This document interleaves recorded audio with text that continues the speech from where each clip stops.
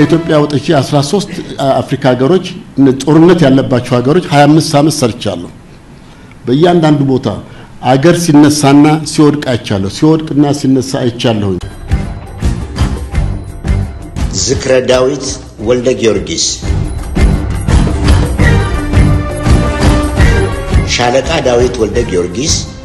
ለሀገርና ሕዝብ ላበረከተውና በማበረከት ላይ ለሚገኘው ከፍተኛ አስተዋጽኦ በቅርቡ በተዘጋጀ ልዩ መድረክ ላይ ይመሰገናል ይከበራል ይሸለማል ዳዊት ወታደር ነው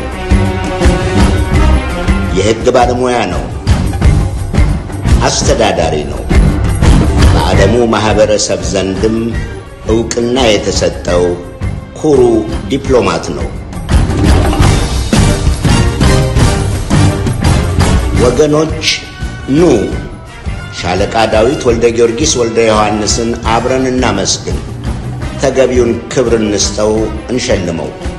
ቦታው 8777 ጆርጂያ አቨኑ ዳብል ትሪ ባይ ሂልተን ሆቴል ሲልቨር ስፕሪንግ ሜሪላንድ ነው ቀኑ ኦክቶበር 25 2025 ሰዓት ከ4 እስከ 10 ፒኤም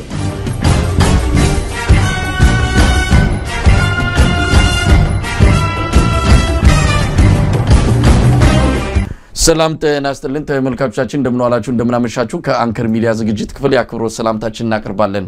በወቅታዊ የኢትዮጵያ የፖለቲካ ሁኔታዎችና አጠቃላይ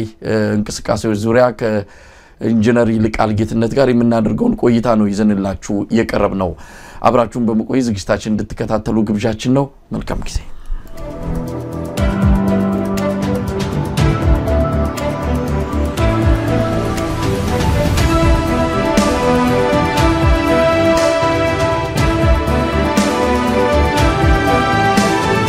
ተናስተልን ኢንጂነር ይልቃል ሰላም ወሳይ እንዴት አለ እንዴት ሰነበትክ ደህና ነው እንግዲህ ብዙ ጊዜ ሆነን መስለኛውን ደግሞ ካለው የኢትዮጵያ ፖለቲካ ሁኔታ አንፃር በፍጥነት ብዙ ነገሮች እየሆኑ ስላሉ ምናልባት ዛሬ የትኛውን አንስተን የትኛውን ካንተ ሐሳብንና መልከታን እንደምንጋራ አላውቅም ብዙ ነገሮች ነው ያሉት በአንዳንዱ ላይ ሰፋ አድርገን እንመለከታለን ግን አጠቃላይ ሁኔታውን እንዴት እያየ ነው በአማራ ክልል የሚደረገው ተጋድሎ በተለይ ከወሎ ዘመቻ ጋር ተያይዞ ብዙ ነገሮች እየተለወጡ ይገኛሉ አገዛዙም ባውን ሰዓት በደንብ እየተሰማው ምን ያህል ኪሳራ እየደረሰበት እንዳለ ህመሙ በደንብ እየገባው የመጣ ይመስላል ከዚህ በተጨማሪም ፋኖ ባለም አቀፍ ደረጃ ስሙ መነሳቱ ቅና ማግኘትም ያገኘበት ሁኔታ ነው የተፈጠረው በመንግስታቱ ድርጅት አብይ አህመድ ያቀረበው ደብዳቤ ፋኖ ምን አይነት ኃይል እንደሆነ በግልጽ ያመላከተ ሆኖ የተገኘ ነው ከዚህ ባሻገር ጭካኔም በመፈጸም ደረጃ በጣም ለጆሮ የሚዘገንኑ ነገሮች የተሰሙበትም አጋጣሚ ነው የተፈጠረው የፋኖ ታጋይ ሴቶች ላይ የአብይ አህመድ ወታደሮች የፈጸሙት የጭካኔ ተግባር እንደዚሁ መነጋገሪያ ሆኖ ነው ሰሞኑንም የዘለቀው አብይ አህመድ ከጫፍ እስከ ጫፍ ወታደራዊ ምልመላ ያደረገ ያለበት በተለይ በኦሮሚያ ክልል ከሚሊሻ ልዩ ኃይሉን ጨምሮ ፖሊሶችንም ወደ መደበኛ ሰራዊት እንዲቀየሩ በማድረግ ስልጣና ሰጥቶ በከፍተኛ ቁጥር አማራ ክልል ያስገባበት ሁኔታም ነው ያለው ነገሮች እየተለዋወጡ ነው እንደው አጠቃላይ ሁኔታውን በዝርዝር እያንዳንዱ ላይ መጣበታለሁ ግን እንዴት እያየሆነ ያለው ለከና መሳይ እንዳልከው ነው አሁን ለእንተኖ ምንድነው እየሆኑ ያሉት ነገሮች በጣም በግልጽ በሚታዩ ሁኔታዎች ውጤታቸው እየታየ መጥቷል ማንንም ሰው ሊረዳቸውና ሊገነዘባቸው በሚችል ሁኔታ የሰራዊት ምርኮ መሬት ላይ ያለው በሾች የሚማረኩበትና የሚገደሉበት ሽምቅ ተዋጊ የመንግስትን ሰራዊት እንደበግ የሚነዳበት ደረጃ ላይ ደርሰናል በዚህም የተያያዘ የህዝብ ቅቡልነቱ የመንግስት ከጊዜ ወደ ጊዜ በእጅጉ እየወረደና እየተንቆጣቆተ መጥቷል ያንንም ለመሸፈን የሚያረጉት መደናበርና መደናገጥ ምንም አልጨብጥላቸው ብሏል ከዚያው ከጦርነቱም ጋር ከኑሮ ውድነቱ ጋር አጠቃላይ ያለው የኢኮኖሚና የፖለቲካ የጸጥታ ቀውስ ተያይዞ የኢትዮጵያ ህዝብ ላወሻቶ በጣም ከባድ በሆነ የኑሮ ውድነት እየተሰቃየ ነው ያለው ስለዚህ ይሄን ሁሉ ነገር እንግዲህ በየደረጃው ፊት ለፊት ችግሩን ተጋፍጦ መፍታት የዚህ መንግስት ወይ መንግስት ከተባለ የባህሪው አይደለም ስለዚህ ነገሮችን ሁሉ እንደሌሉ መካድና እነዛን ነገሮች በአጭር ጊዜ የህዝብ ግንኙነት ለመሸፈን መጣጣር የተለመደ ስራው ነውና ያንን ለማድረግ እንግዲህ ያሉት ጥያቄዎች የታወቁ ናቸው በትግራይ ውስጥ ከባድ ውጥረት አለ ከኤርትራ ጋርም ራሱ የለኮሰው ነገር ከባድ ውጥረት አለ በሱዳን በኩልም እንደዚሁ ያለው ውጥረት በጣም ጨምሯል የሀገር ውስጥ ታጋዮችም በጣም በከፍተኛ ሁኔታ በተግባር ውጤት ያስመዘገቡ ነው ያሉት ይሄ ነገር ሲያስጨንቀው አሁን ደግሞ እንግዲህ የመጨረሻ ቀደም ያልከውን ምሽጌ የሚለውን ሁኔታ ህዝብን ከህዝብ ማጋጨት የመጨረሻ ለኦሮሞ ህዝብ ውስጥ ለመደበቅ መጣር ወይም ደግሞ የኦሮሞን ኢሊት ከጎኑ ለማሰለፍ ይጠቅመኛል ያላቸውን ነገሮች ሁሉ ለመያዝ ይጣጣራል አሁን ባለፈው ሶፎሞር ዋሻ ውስጥ ሂዶ ሲሰራ የነበረው ድራማና የቀድሞ የኦዲድ አመራሮችን ሰብስቦ ያደረገው ነገር እንግዲህ ከዛ የመነጨ ነው የመጨረሻ ምሽጌ ሁሉ ተናደ የኦሮሞ ኢሊትም ተከፋፍሎብኛል ስለዚህ በተለመደው የችግር አፈታት ዘዴው እሱ በፎቶ ተነስቶ አንድ ነገር ለማድረግ ነው ትግራይ ውስጥም እንደዚሁ ያለው ሁኔታ ከጊዜ ወደ ጊዜ ከጁ ይወጣ ስላስቸገረው አዲስ ደግሞ ፎቶ በመነሳት ይተክሙኝ እንደሆን ብሎ ጀነራል ጻድቃንንና ጌታቸውንም ከዛ ቡድን ውስጥ ጨምሮ በአማራ ተስፋ የቆረጠ ይመስላል ተመስገንን አዝሎ መዞሩን ትቶታ አሁን ደግሞ በዚህ ሁኔታ ውስጥ ሆኗልና እንግዲህ ይሄ በፎቶ የትም ነገር እንዳልተፈጠረ ሁሉ ፎቶ ነው መሬት ላይ ያለው ነገር ዋና ነው መሬት ላይ ያለው ነገር ደግሞ የኢኮኖሚ ችግሩ ሰማይ ደርሷል ህዝቡ በጣም መሮታል የታጋዮችም ያደረጃጀትና ግዳጅ መፈጸም ኃይላቸው በጣም በርክቷል ሰራዊቱም በሞራሉ እየተንቆታቆተ በጅምላጅ እየሰጠና እየተማረከ መሆኑን ነው የሚያሳየውና በአጠቃላይ ያለው ነገር እንዳልከው ያብይ መንግስት ወደ ፍጻሜው የተጠጋ መሆኑን ማንንም ሰው ሊረዳው በሚችለው መልኩ እየታየ ነው ኢንጂነር ሊቃል ምናልባት እንዳንተ ፖለቲከኞች ምናልባት አንተን ያው አጠቃላይ የኢትዮጵያ የፖለቲካ መድረክ ላይ የምናገኝ በመሆኑ ወደ አንድ ብሔር ወይ ወደ አንድ የፖለቲካ ማህበረሰብ መድቦ መመልከት የሚቻል አይደለም ነገር ግን ያው በአማራ ፖለቲካ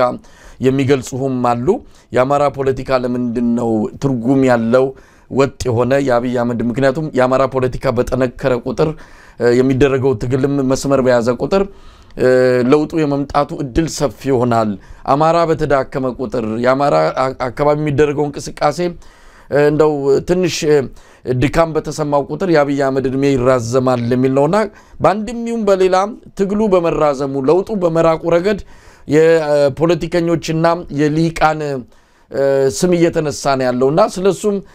ትንሽ ሐሳብ ምን ለዋወጥ እንደሚሆን ተስፋ አድርጋለሁ አንዳንድ መረጃዎችን ላንሳ እንግዲህ ምርጫ በተመለከተ ያብይ አህመድ አገዛዝ አጀንዳውን ወደፊት ይዞት መጥቷል ሰሞኑን የፖለቲካ ፓርቲዎችን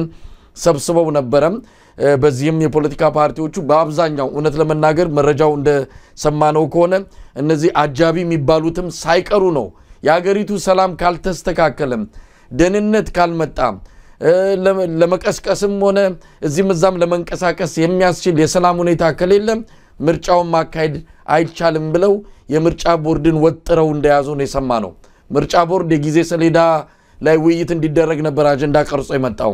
በዚህ ቀን ይካሄዳል በዚህ ቀን እዛ ላይ እንዲወያዩ ነበር ግን ያ አጀንዳ ተዘንግቶ በአብዛኛው የተወራው ስለ ሰላምና ደህንነት ጉዳይ ነበር እንደው ኢንጂነር ይልቃል አብይ አህመድን በራሱ ሰነድ አዘጋጅቷል በሚቀጥሉት 3 ወራትና 6 ወራት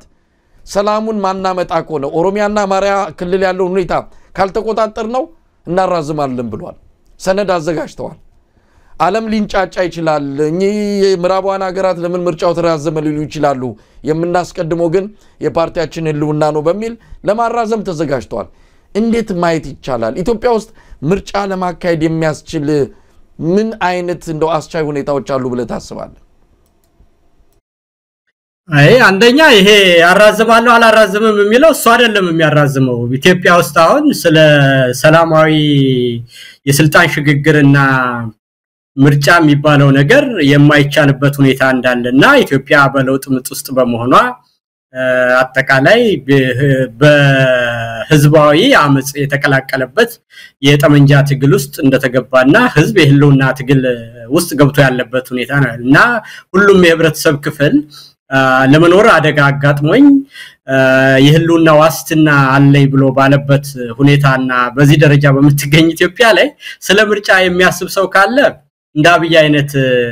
ከእውነት ጋር የተጣላ በሽተኛ ሰው ሳይኮፓት መሆን አለበት ስለዚህ ይሄ ከአብይ በባህሪው ድንያልን እንዳንድ የመኖሪያ ዘዴ ስለሚያረግና ባህሪውም ከእውነት ጋር የተጣላ ስለሆነ እንደዛ ያለ ይችላል እንጂ አንድ አካል ስብስብ ወይም እንደ ሀገር አጠቃላይ ኢትዮጵያ የህልውና አደጋ አጋጥሟት ያለ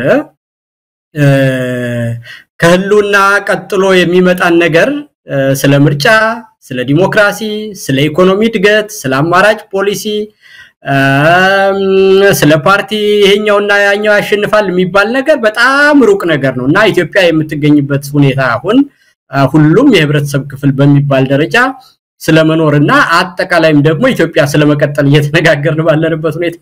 ስለምርጫ የሚያወራ ሰው ደንቆሮ መሆን አለበት ወይም ከእውነት ጋር የተጣላ ሰው መሆን አለበት ስለዚህ የፓርቲዎችም አቋም አንተ እንዳልከው በዚህ ደረጃ መምጣት እውነታው ገፍቶ መካድ ወደማይቻልበት ደረጃ መድረሱንና አዲስ አበባ ላይ የተቀመጡትን የፖለቲካ ፓርቲዎች ቅድም አንተ እንዳልከው መንግስትን ይደግፋሉና የመንግስት አጃቢ ናቸው የሚባሉትም እንኳን ያን እውነት መካድ በማይችሉበት ሁኔታ የኢትዮጵያ ነባራዊ ሁኔታ አይኑን አፍጥጦ መጥቶ ማንንም ማታለል የማይቻልበት ደረጃ ደርሷል እንደ አብይም አታሎ ምርጫ አረጋለው የማይችልበት ደረጃ ላይ ስለደረሰ ዓለም ይንጫጫል ምናምን ይላል እንጂ እሱ ይንጫጫል እንጂ ምርጫ ማረግ አይችልም ነው መልሱ እንደፈለገ ተዘላለህ እንጂ በምርጫ አታለህ የኢትዮጵያን ህዝብ አደናግረ መኖር አትችልም የሚለውን አንተ ራስህ አምነሃል ነው መባል ያለበት መሳይ ሲተረጎም ነገር ለአብይ መቸው ይሆን ምክንያቱም ኢትዮጵያ ውስጥ ቀውሳለ ስለዚህ ምርጫ ማካሄድ አልችልም ብሎ የስልጣን እድሜውን ለማራዘም እድል አይሰጠውም ወይ አንድ ሁለት ነገሮች እንደው በኩል ሁኔታ ቢታዩ ምርጫውን ቢያካሂድ ለሱ ነው የሚጠቅመው ወይስ ባካሄድ ነው የሚጠቅመው የሚለው በተወሰነ ደረጃ ምክንያቱም አንዳንዱ የፖለቲካ ፓርቲዎች ምርጫውን ማካሄድ አለበት ግን አስቻይ ሁኔታዎች መምጣት አለባቸው ይላሉ ምርጫው እንዲካሄድ ይፈልጋሉ ግን አስቻይ ሁኔታ መምጣት አለበት ይላሉ ለአብይ አህመድ የሚጠቅመው የትኛው ነው እውነት ለመናገር ወለሱ ሁለቱም አይጠቅምም አሁን እኔ በመጀመሪያ መሳይ ሲሪየስሊ አይደለም እንነጋገረው ፖለቲካን በሚገባ በደርዙ ከፕሮፓጋንዳም ባለፈው ሁኔታ በመሰረታዊ የህዝብ አስተሳሰብና የመንግስት አሰራርን ሁሉ በተመለከተ ነገር በግልጽ መነጋገር አለበት አሁን የኢትዮጵያ ሁኔታ ምርጫ ተደረገ ተባለም ምርጫ ተራዘመም ተባለ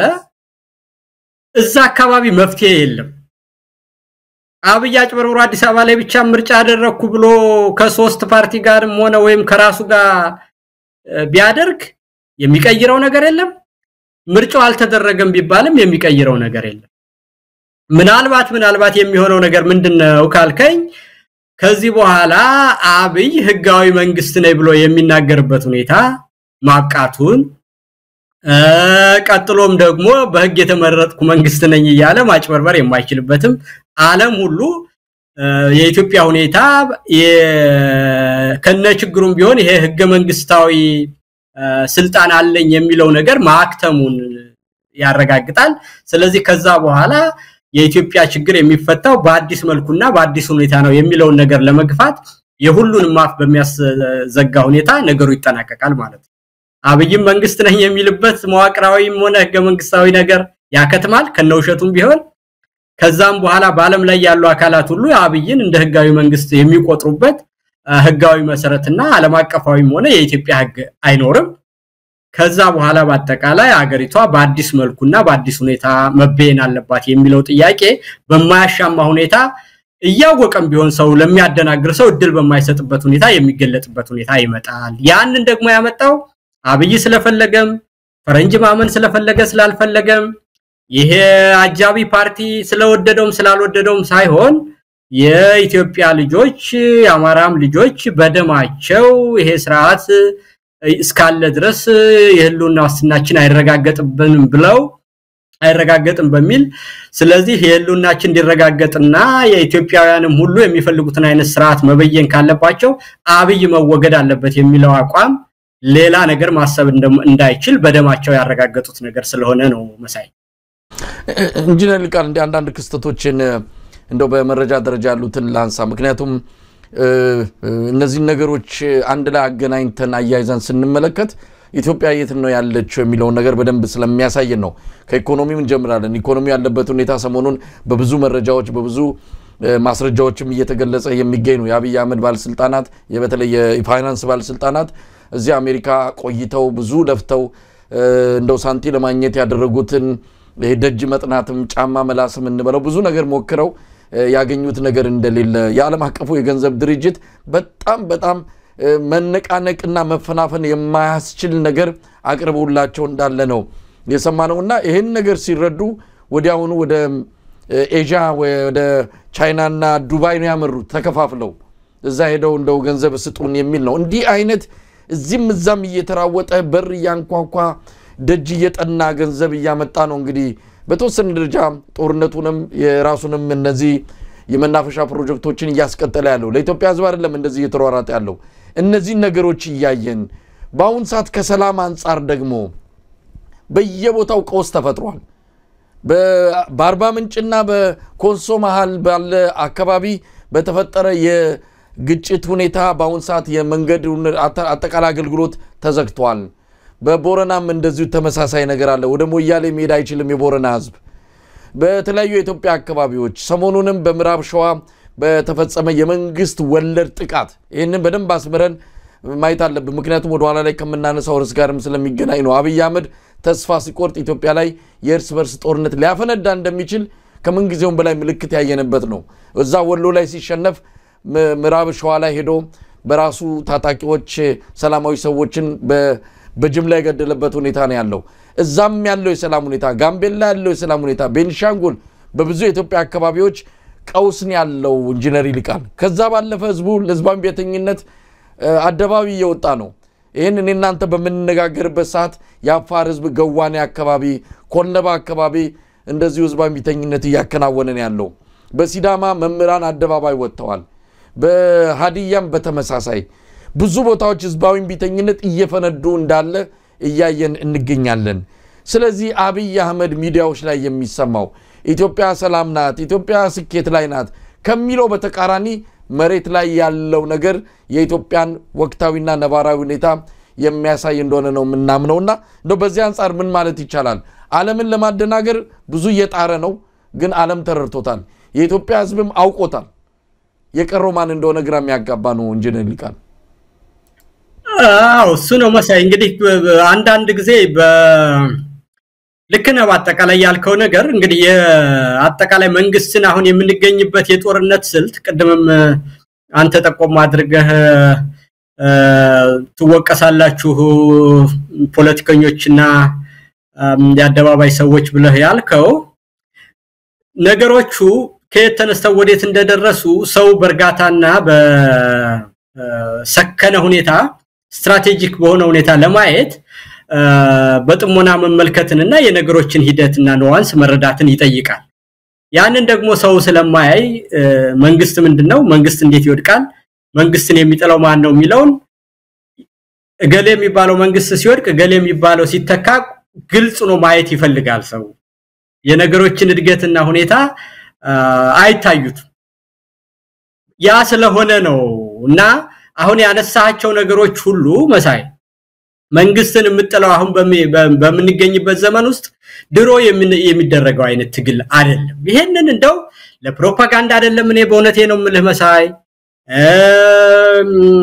ወይም ደግሞ መንግስትን በስነ ልቦና ብቻ ለማዳከምና ለአንድ ቀን ንግግር ለሚሆን አይደለም በጥሞና የተለያየ ጊዜ የነበሩ የጦርነት አይነቶች የትግል አይነቶች አሁን የምንገኝበት ሁኔታ ምንድነው መንግስትስ ሊወድቅ የሚችለው በምንድነው ብለህ ስታስብ አሁን ያለው ሁኔታ ልክ ያልካቸው ነገሮች ሁሉ የውጤቱ መገለጫዎች ናቸው የመንግስት ልክ ድሮ ሲደረግ war of attrition የሚባለው ብዙ ጦርነትና ብዙ ኃይል ግራና ቀኝ ተሰልፎ በውጊያ ኃይለኝነት ወይም በተለየ የማጥቃት ስልት አንዱን አሸንፎ ላዩ ላይ ሲወጣ የሚደረግበት ወይም ደግሞ መካናይዜሽን ኃይል እየመጣና ታንክ እየመጣ የነበረበት ጊዜ አለ ከዛም አልፎ ደግሞ አውሮፕላንና ሰርጓጅ መርከብ ከዛም ኤርክራፍት ካሪየር መጥቶ በዛ የሚደረግ አጠቃላይ ውጊያ ነበረ አሁንም አለ ከዛ ያለፈ እንደው ደግሞ አሁን በዚህ ዘመን የሚገኘው የሳይበር ዋርና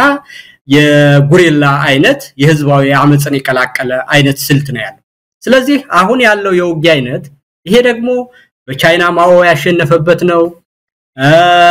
በቪየትናም እና ሆቺሚን ያሸነፉበት የጦርነት አይነት ነው ታላላቅ ኃይሎችን ተከፋፍሎ በስነ ልቦናም በፖለቲካም በወታደርም ህዝብን አንድ ላይ አስጨንቆ መንግስትን ህዝብ ወደ ውጤት የሚመጣበት የትግል ስልት ነው አሁን ኢትዮጵያ ውስጥ ያለው ይሄ የሚያሳያውን በፖለቲካ አብይ የት ነው ያለ ብለ ስትል ደጋግመን ተናግረናል አይደል ፖለቲካው ጠፍቶበት ድርጅት የሚባል የለው መንግስት የሚባል የለው ፖሊሲ የሚባል የለው በህዝብ ውስጥ ያለው ቅብልነት ወድቆ ሙቷል በስነ ልቦና እንደምትለው እንዳልከው ዋሻ ለዋሻ ሁሉ እየሄደ ስቃይ በስቶበት በፎቶ በመነሳት ነገሮችን ሊለውጥ ምን ያህል እየቃዠ እንደሆነና አይኑ ላይ ያየው ኩማ ደመቅሳ ሰላም የለም ጦርነት ይቆም ሲለው አንተ ጭንቅላት ውስጥ ነው እንጂ ሽፍታ የለም ብሎ ነገሮች እንዴት አርጎ እንደሚያልጣላና በስነ ልቦና ያለበትን ችግር የምታየው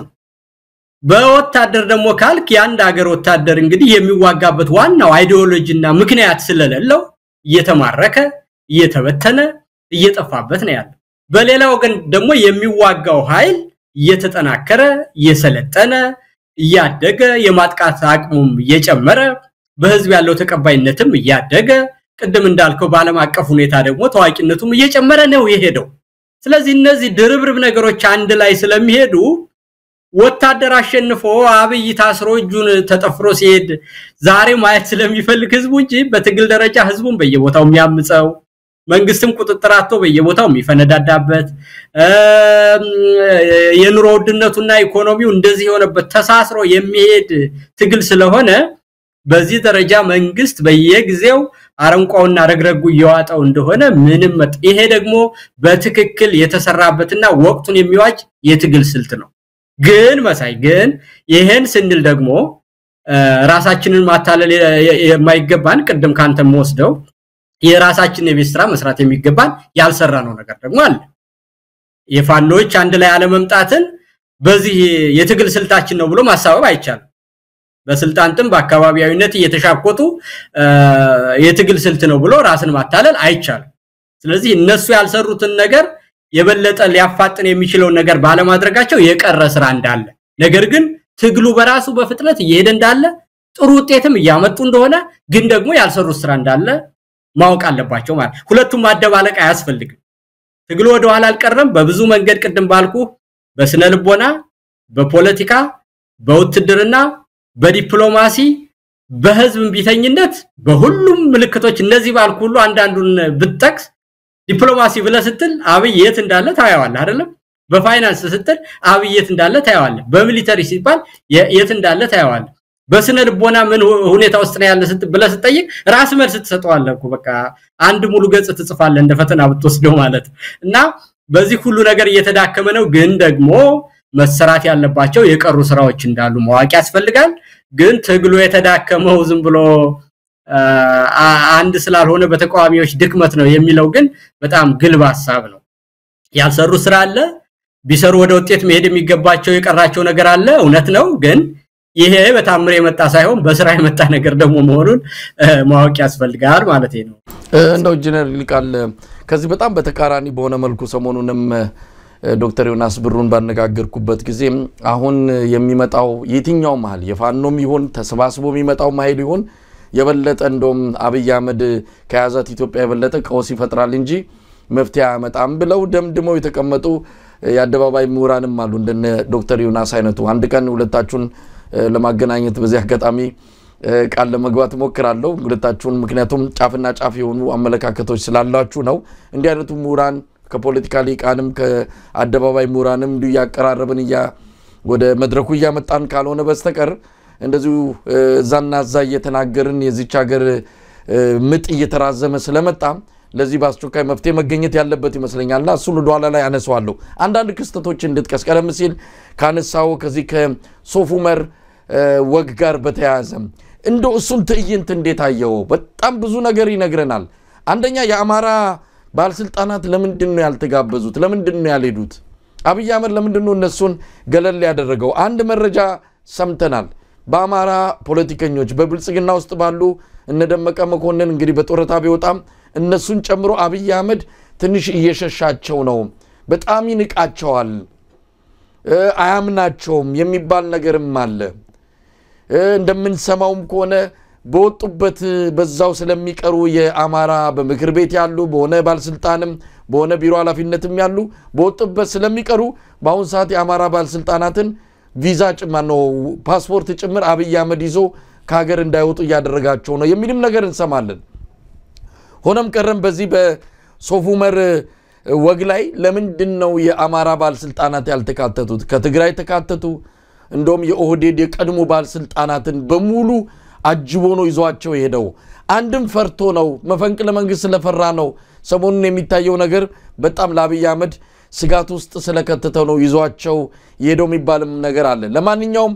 ይሄ አጠቃላይ የሶፍ ዑመር ወግ ምን ይነግረናል ኢንጂነር ይልቃል አብይ አህመድ በዛ ላይ ብዙ ነገር ተናግሯል ቀደም ሲል የተከስነውም አለ ሽፍታ ነው አሁን ሰዓት በኢትዮጵያ ያለው በፊትም ነበረ በፊት የማይታወቀው ፌስቡክ እና ዩቲዩብ ስለሌለ እንጂ በፊትም ነበረ ኢትዮጵያ ባለፉት 100 ዓመታት ሰላም አግኝታ አጣቅም አለ ይሄን ጨምሮ ብዙ ነገሮች ያነሳቸዋልና የሶፍ ዑመር ወግን እንዴት ተመለከትከው አጠቃላይ የአብይ አህመድን ወቅታዊና ቀጣይ አካሄዱ ምን ሊሆን እንደሚችል የሚነግረን ነገር አይኖርም የሚያሳይ ነገር አለው መሳይ ምንም ግልጽ ነው ይሄ አንደኛ ሲሪየስ አይደለም ሲያወራ ስለ 100 ዓመት ታሪክ እያወራ አጼ ቴዎድሮስን እና አጼ ዮሐንስን ያወራል እነሱ የነበሩበት ዘመን በ19ኛው ክፍለ ዘመን ነው እንጂ በ20ኛው ክፍለ ዘመንና በ21ኛው ክፍለ ዘመን አይደለም እና ይሄ አሁን ምን ማለት ነው ይሄ ስለ 100 ዓመት ካወራ በ18 ምናምን ላይ የነበሩ በ1880 እንደዚህ የነበሩ መሪዎችን ማንሳት ያንን ራሱ ስለሚያወራው ነገር ምንም አይነት ግንዛቤ እንደሌለውና ሲሪየስ አለመሆኑ ዝም ብሎ ለአፉ ብቻ ይመጣለትን እንጂ እውነት አይደለም የሚያወራው ነገር መሳይ በቃ ምን አሁን ይሄ አንድ ውሸት መሆኑ ነው ሁለተኛ የዛሬ 100 ዓመት ጦርነት ውስጥ ስለነበርና አብይም ጦርነት ውስጥ እንዲያቆየን ነው የመጣ ማለት ነው በአጼ ዮሐንስ ጊዜ ወይም በአጼ ቴዎድሮስ ጊዜ ጦርነት ስላለ ከ100 ዓመት በኋላ ነው ሰውን ጦርነት ቢኖር ችግር የለም እንደው ጉድ እኮ ነው እናት ግን እሱ የመጣ ከአቶ ኃይለ ማርያምም የተሻለ ነገር አደርጋለሁ ብሎ ለውጥ ከዛ በኋላ ያድግንም አፍርሶ ኢትዮጵያን ወደ ተለየ ነገር ወስዳለሁ ብሎ ነው የመጣው አይደል ስለዚህ ከ100 ዓመት በፊት ወደ ኋላ ስለነበረ ነገር ጋር ራሱን ካወዳደረ ለውጥ የሚባለው የተሻለ ነገር ኢትዮጵያን ማምጣት የሚባለው ነገር አብቅቶበታል ማለት ነውና ኮምፓሪዝን ራሱ የሚሰራው በተለየ ዘመን በተለየ ሁኔታ የነበረ ነገር ነው ያንንም ሁሉ ደግሞ አልፈ ከዛ በኋላ ደግሞ ስታየው እውነቱ ምን ይመስላል ካልክ ህግና ስርዓት ተከብሮ ዳር ላይ አንዳንድ ባለጌና ህግወጥ በሽፍትነት የሚያደርገውን ሁኔታ አስቸኳይ ጊዜ አዋጅ አውጆ አጠቃላይ መከላከያው በክፍለ ጦር ደረጃ እየተማረከ የዓለም ዲፕሎማሲ ሁሉ በዚህ ደረጃ ያደረገ ያለን አይን ያወጣ ነገር በመቶዎች በሺዎች ሲሰለጥኑ ያየ ጦር በእዝና በክፍለ ጦር እየተመራ ያየ ያም በለየለት ጦርነት ውስጥ ጀነራሎቹ በእያንዳንዱ መንደር ውስጥ ገብተው ጦርነት እየመሩ መግለጫ እየሰጡ ያለ ከዛ ደግሞ አንድ ትልቅ ሰው የሆነ ሰው እዛው መንግስት ውስጥ የቆየ ሰው የሚነግረው ነገር አንተ ጭንቅላት አይሰራም አተ የምታየው ነገር ሁሉ ሸት ነው ብሎ ሲናገር አብይ ቅድም እንዳልኩ በስነ ልቦናም ችግር ላይ መሆኑን ነውና እንደውም በዛ ንግግር ውስጥ አቶ ኩማ ደመቅሳ እዛ ከሚያሽቃብጡትና ዝም ብለው ተረተረት እየሰሙ አፋቸውን ከሚከፍቱ ሰዎች በዚህ ሀገር ቋንቋ the only adult ይዘሩም በቃ የልጆች ጨዋታ ሆኖ ግን የበሰለና በእኛ ሀገር ቋንቋም ከሆነ ምራቁን ያዋጠ ሰው እና ለውነት የቀረበ የተናገረ ሰው አቶ ኩማ መሆኑን በዚህ ደረጃ ያሳያል አብይ ግን ወይ እብድ ነው ወይ ከውነት የተፋታ ሰው ነው የምትለውና ይሄ ደግሞ የሚያሳይህ ከሰውነት ገጽታውና ከእንቅስቃሴው ጨምሮ ስታይ አብይ ያለ ጥርጥር ችግር ላይ መሆኑን በሚገባ ያሳያል መሳይ እንደው ለምን አስፈለገ ይሄ ምናልባት በወሎ የደረሰው ሽንፈት አለ በተለያዩ አካባቢዎች የሚመጣ የህዝብ ተቃውሞ አለ አብይ አህመድ ራሱ የገባውን ቃል እንኳን መፈጸም አልቻለም መስከረም ወር ላይ ይፈጸማል ወይም ህዝብ ደሞዝ ሊጨምርላቸው ቃል የገባላቸው ሰው ኪስ ውስጥ ይገባል ያለው ደሞዝ አልተፈጸመም እንደሰማነው ከሆነ ለፊርማ እሱ ጋር ነው የተቀመጠው ግን ከፈረመ በኋላ መከፈል አለበት ግን የሚከፈል ገንዘብ የለም ስለዚህ ብዙ ጭንቀት ብዙ ቀዳዳ ብዙ ያልተሟሉ ነገሮች ስላሉ እነዚህ ነገሮች እንደው ለማድበስበስ በእንደዚህ አይነት የቴሌቪዥን ዲስኩር ኢትዮጵያ አድጋለች ተመንድጋለች እኛንን ማየት ያቃተን እንዴ ያለፉት እኮ ነገስታት ምንም ያወረሱን ነገር የለም ማንደኖሽ ሶፉመርን እንኳን በዚህ ሁኔታ ነው ተተውልን ሄዱት የሚል የትላንቱን ተጠያቂ ማድረግ ዛሬ ላይ እነሱ ያልሰሩትን ብዙ ያመጡትን ጣጣና መከራ ለባለፈው ትውልድ ያላከኩ ሜድን የፈለገውና እነዚህ ሰዎችስ አሁን አብረው ተሄዱት እነኩማ ደመቅሳ በርግጥ በተወሰነ ደረጃ አብይን የሚፈትን ጥያቄ አቅርቦ ሊሆን ይችላል እና አባዱላ ገመዳ ነጁነዲን ሳዶ የቀድሞ የፋይናንስና ልማት ትብብር ሚኒስትሩ አቶ ሶፊያን እነዚህ ጭምር በዚህ ሰውዬ ለምንድነው ሐቁን መናገር ያልፈለጉት ለምንድነው በሱ ድራማ ላይ ተዋናይ ሆኖ መምጣትን የወሰኑትና አንዳንድ ነገሮች በተወሰነ ደረጃ እንደው ገፍቶ መምጣትና መናገር ያለብን ይመስለናል ኢንጂነር ይልቃልና እንደው አጠቃላይ ሁኔታው ይሄ ነገር ምን እንዲመጣ ተፈልጎ ነው የተዘጋጀው እውነቱን ያሳየናል ወይስ አብይ አህመድ በደንብ ፍርሃት ውስጥ እንዳለ ማምለጥ የማይችለው ነገር ከፊቱ እየመጣ እንዳለ የምናይበት ነው ማለት እንችላለን የሶፉመሩ ወግ አው ትክክል ነው ኮመሳይው አሁን እዛ መጀመሪያውኑ ስታይ የግንኙነታቸው ደረጃ የምናምን እኔ በጣም ይገርመኛል እኮ ነው ማለት አሁን እንደው በጣም እየሰለቸኝ የመጣ ነገር አንድ ሰው የሁሉ ነገር አዋቂ ሆኖ እነዚህ ሰዎች በእድሜያቸው ሙሉ የሰሩ ልምድ ያላቸው የቤተሰብ ኃላፊ የሆኑ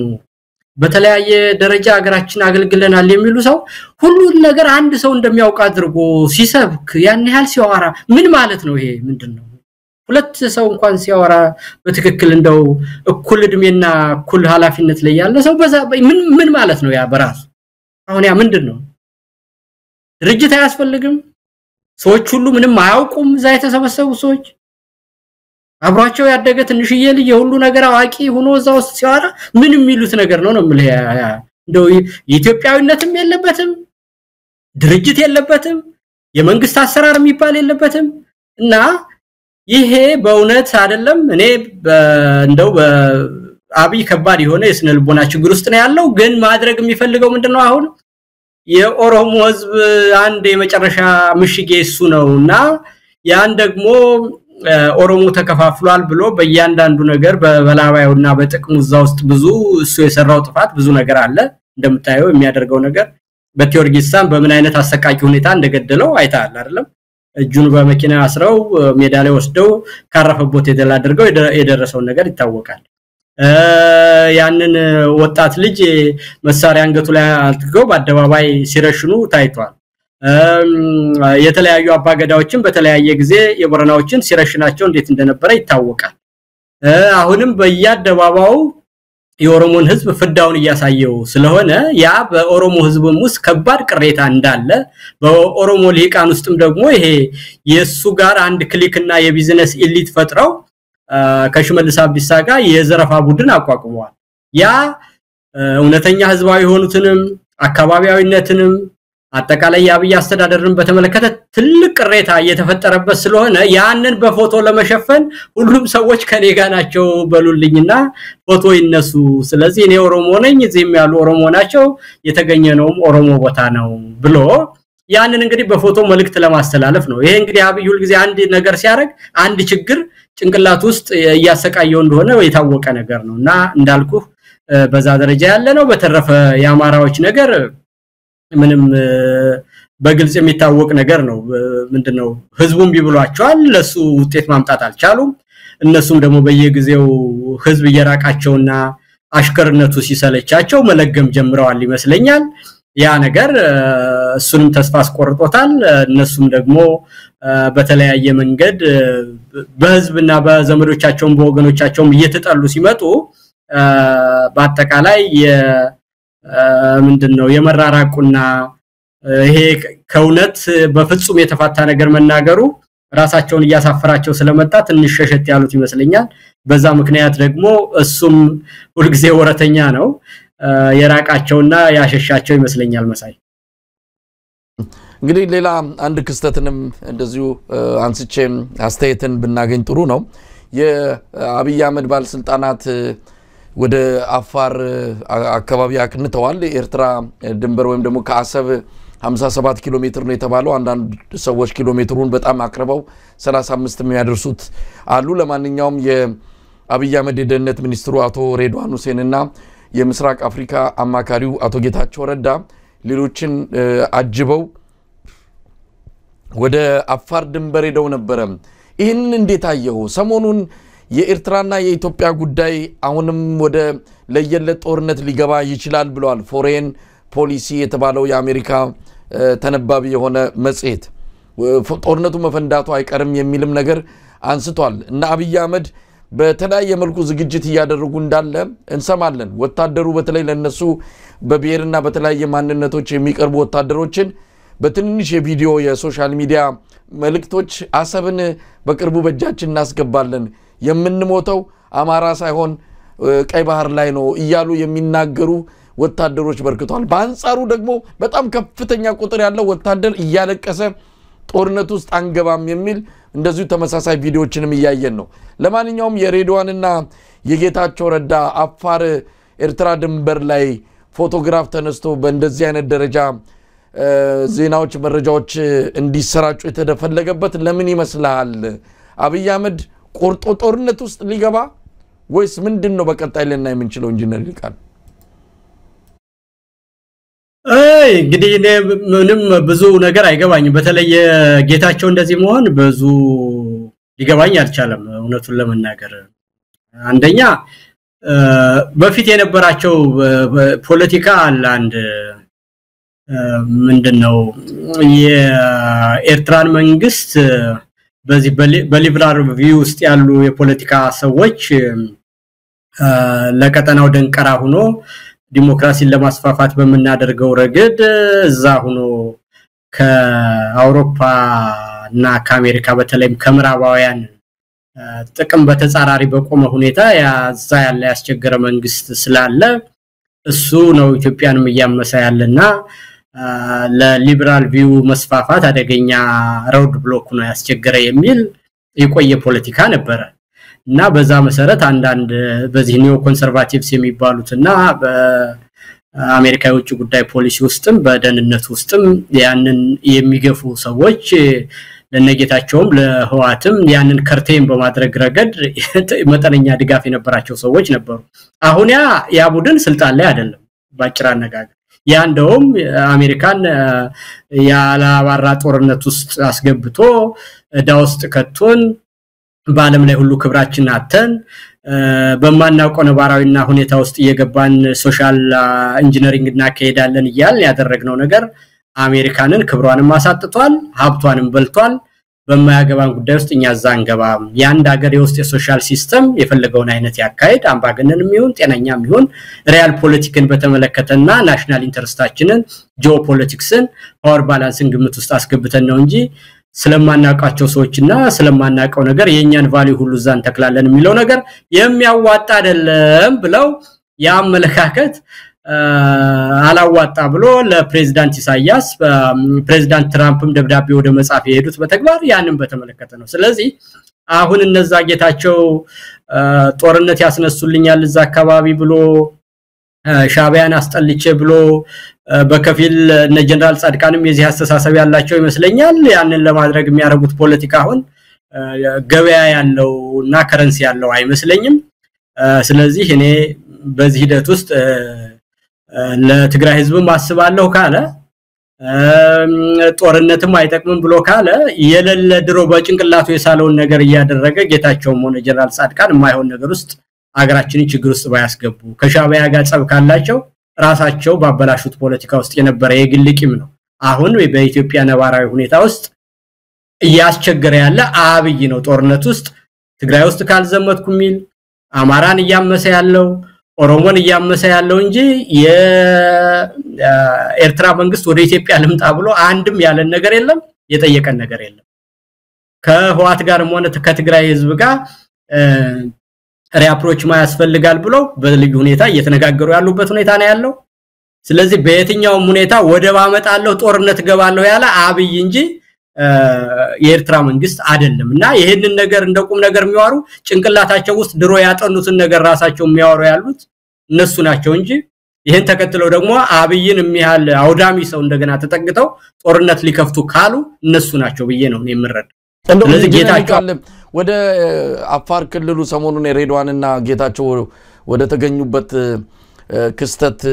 እንደው በሰፊው ከጦርነቱ ጋር አንድ ላይ እናያይዟለን ግን ጌታቸው ምን ነካው በዚህ ደረጃ እውነት ለመናገር በጣም ነው ብዙ ጌታቸውን በቅርበትም የሚያውቁ አግኝተናቸዋል ጠይቀናቸው በጣም ነው ደነገጡት ጌታቸው ምን ነካው እንደው ሌተናንት ጀነራል ጻድቃንስ እንደው አብይ አህመድ ምን አይነት ሰው እንደሆነ ያወቁ በዚህ ደረጃ የተነጠፉበትና ለሱ አጃቢ ሆኖ በሄደበት ሁሉ እየተከተሉ የሚሄዱበት እንደው ምን ትረዳለም የሆነ ነገር አድብተው ትግራይን ለማዳን የሚያስችል የሆነ ነገር እዛው አብይ ውስጥ ገብተን እናደርጋለን ብሎ አስበው በጣም ውስብስብ የሆነ ነገር አቅደው ገብተው ወይስ በነደብረ ጽዮንና በዛኛው ወገን በሚደርስባቸው ምናልባት ያንን ለመጋፈጥ ብለው አብይ ስር ተጠጉ ማለት እንችላለን ምን ነክቷቸው ነው ግን እነዚህን ሁለት ሰዎች ወሊያ የራሳቸው ጉዳይ ነው እኔ በዛ ውስጥ የትንተና ውስጥ እኔ በእውነት አይደለም ጉዳይም ስላደለ መግባትም አልፈልግ አንድ ሰው በተለያየ ጊዜ ራሱን አቋም ቢቀያየር ወይም የፈለገውን ነገር ቢያደርግ እኔ መብቱ ነው የሚጠቅመው ከሆነ ፖለቲካ ላይ ካሳደገው አንድ ነገር ነው አብይ ጥቅም የማይገዛው የለምና ሁሉም ሰው በጥቅም ይንበረከካል ሲል በትግማ እንበረከክም ብሎ ጫካ ውስጥ የገባ ጀነራል ጻድቃን አሁን አብይን በልዩ ሁኔታ ተጠግቼ ውጤት አመጣለሁ ብሎ ከሄደ እሱ መብቱ ነው ግን ያለው ሪያሊቲ አሁን የኤርትራ መንግስት ኢትዮጵያ ለወረራ አላለም እንደው ጀነራል ቃል ይሄ የግል መብት እኮ አይደለም የሚነግሩት አሁንም በትግራይ ህዝብ ስም ነው ስለግላቸው ከሆነ ልክ ነው መብታቸው ነው አሁን ግን የትግራይን ህዝብ እናድናለን በዚህ በኩል ነው የትግራይ ህዝብ የሚድነው ብለው ነው ይሄዱ ያሉትና በህዝብ ስም ነው ያደረገ ያሉት ብቻቸውን አይደሉም ስለዚህ የራሳቸው ጉዳይ ብለን መተው እንችላለን ወይ ማጋለጥም ካለብን እነዚህ ሰዎች እየሰሩት ያለው ከግል መብታቸው አንፃር ነው ብለን እንደው መተው አለብን ማለት እንችላለን ወይ ነው ይሄ የሚታወቅ ነው ህዝብም የሚያየው ነገር ስለሆነ እኔ አሁን ዲፕሊ የአናሊሲሳቸው እንደማይሰራ ሁላችንም እንደምናውቀው ማወቅ አለባቸው የኒዮ ኮንሰን አስተሳሰብ ይዘው ከአብይ ጋር ሆኜ ከኤርትራ ጋር ገጥማለሁ ማለት ባሁን ጊዜ የማይሰራ ዓለም አቀፍ ፖለቲካ ሁሉ ከዛ የተቀየረ ነገር መሆኑንና እንደማያዋጣቸው አውቀው የለለ ነገር በተግባር ሊፈጸም የማይችል አሁን ባለበት ሁኔታ ኢትዮጵያውያን አሁን በዚህ ጊዜ the right to self determination ዋና ነገር ነው ብሎ ጫካ የገባ ሰው ዛሬ ኢትዮጵያ እንደዚህ አይነት ታምሳ ባለችበት ሁኔታ እና ነባራዊ ሁኔታ በፍጹም በማይፈቅድ ነገር የዓለምን ፖለቲካ በእጅጉ በተበታተነበት ሁኔታ አብይን ይዤ ጦርነት አስነስቼ የትግራይን ጥቅምም ሆነ የአጠቃላይ የኢትዮጵያን ጥቅም አስከብራለሁ ብሎ የሚጃጃል ሰውና በዛም ያምነኛል ብሎ የሚል ሰው ካለ ከዛም አልፎ የዓለምን ህዝብ አሰልፋለሁ የሚል ሰው ካለ ከራሱ ጋር የተጣላ ሰው ስለሆነ ያ በምንም አይነት የሚያስተዛዝብ ነገር ነው የሚሆነው ግን እኔ ዞሮ በዚህም ተባለ በዛ ያንን እንደማይሰራ ለፎቶ ነው የሄዱት ጌታቸውና ሬድዋን ያም ደግሞ ያደረጉት አንድ አይነት ነገር ምናልባትም የኤርትራ መንግስት ፕሬምቲቭ ስትራይክ ቢያረግ ጉድ ሪዝን ይሰጠናል ተጠቃን ብለው ለማድረግና ያንን አድርገው ጦርነቱን ሪቶሪኩን በዛ መልኩ ለማድረግ ፈልገዋል የኤርትራ መንግስት ደግሞ ያንን እድል የሰጣቸው አይመስለኝም ስለዚህ በአጭር አነጋገር አሁን ጦርነት በቀጠናው ውስጥ ያካሄደ ያለው አብይና አብይ ብቻ ነው እና ይሄን ጦርነት ደምና አብይን ደግፈን ደግሞ ለኢትዮጵያ ሆነ ለትግራይ ህዝብ ውጤት እናመጣለን የሚሉ ሰዎች ካሉ በምንም አይነት አይን ያወጣ በአማራ ህዝብ ጥያቄ ላይ መዝመት ነው እኔ የሚመስለኝ ለትግራይ ህዝብም ከነሱ አልቀርብም ለትግራይ ህዝብም የሚያዋጣ ዘዴ ይመረጡለት አይመስለኝም ከአብይ ጋር አሁንን ጦርነት አድርገን ውጤት እናመጣለን የሚሉት እንዲሁም ደግሞ ለኦሮሞ ህዝብም የሚበጅ አይደለም አጠቃላይ ለኢትዮጵያ የሚበጅ አይደለም ለራሳቸውም የሚበጅ አይመስለኝም ነው የኔ እይታ መሳይ በዚህ በቃኛ ጦርነቱ ሊካሄድ ይችላል ወይ እንግዲህ የፎሬን ፖሊሲ መጋዚን ዘገባ እንደሚያመለክተው የማይቀር የሆነ ነው የሚል ነገር አንስቷል አብይ አህመድ በሰፊው እየተዘጋጀ ነው እስካሁን በዲፕሎማሲ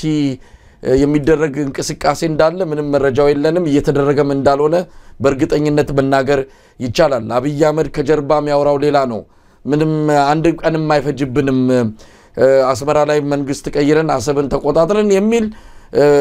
ነው ሰፊ ቅዠት ውስጥ እንደገቡም ያያየን ያለ ነው ከጀርባ ደግሞ ይሄንን ምንቃወም እኛ የተቃወምነው ኢትዮጵያ የባህር በር አስፈልጋትም ወደብ አስፈልጋትም አይደለም ይሄ አካይድ ልክ አይደለም በሚል የምንቃወምን በአንድ ፍረጃ ውስጥ አስገብተው የኤርትራ ቅጥረኞች ባንዳዎች በሚል ተለጣፊ ስሞችን እየሰጡን ሰሞኑን ሰፊ ዘመቻ ከፍተውብናል እሱን ለማንሳት አይደለም ግን ጦርነቱ ሊካሄድ ይችላል አብይ አህመድ እውነት ለመናገር በእንደዚህ አይነት ሁኔታ ኢኮኖሚ በጣም በደቀቀበት ህዝባን ቢተኝነት እዚህም እዛም ዳር ያለ ባለበት ሁኔታ አማራ ክልሉ ወገብ ዛላውን እየተመታ አከርካሪው እየተሰበረ ባለበት እውነት ጦርነት ሊከፍት ይችላል ተብሎ ይታሰባል ኢንጂነር ሊቃል አይውልህ አሁን ይሄ ፎሪን ፖሊሲ ምናምን የሚባለው የሚጽፉትንም ሰዎች እንደው ያን ያለ የፈጣሪ እንትን አርጋቴው ትክክለኛ ትንተናም አይደለም የፖለቲካ ሞቲቭ ሁሉ አለበት ምንም ጀነራል ጻድቃን አሁን ወደዚህ በመጣ ጊዜ የጻፈው ነገር ልክ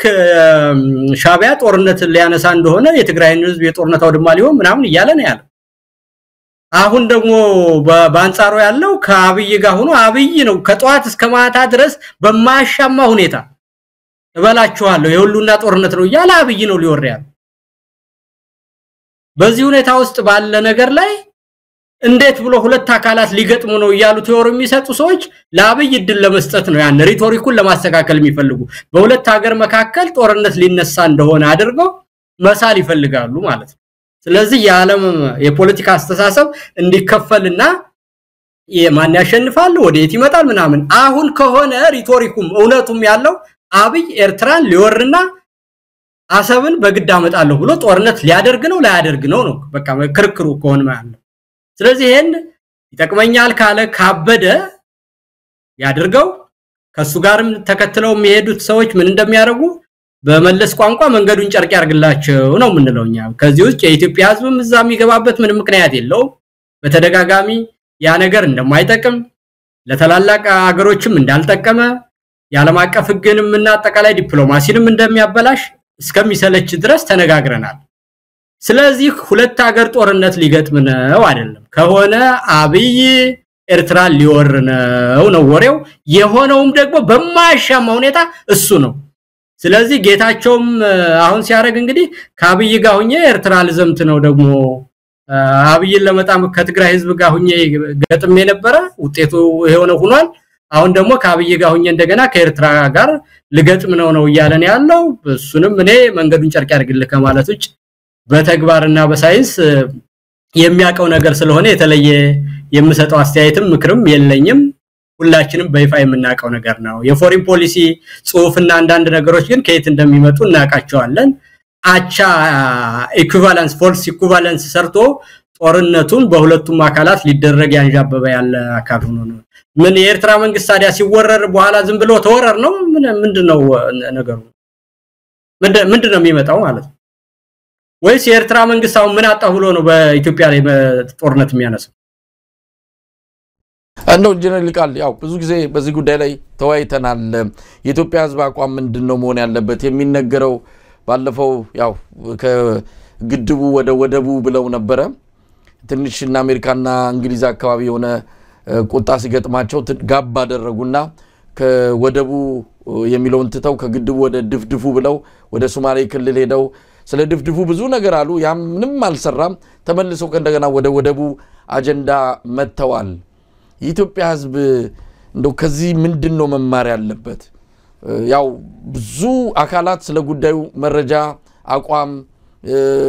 ይዘው ሰፊ ነገር እየተናገሩ ነው ግን የኢትዮጵያ ህዝብ በዚህ አንፃር ማን ምንድነው ብሎ መረዳት አለበት እኛ ከዚህ ከሚደረገው አጠቃላይ አብይ አህመድ ምንድነው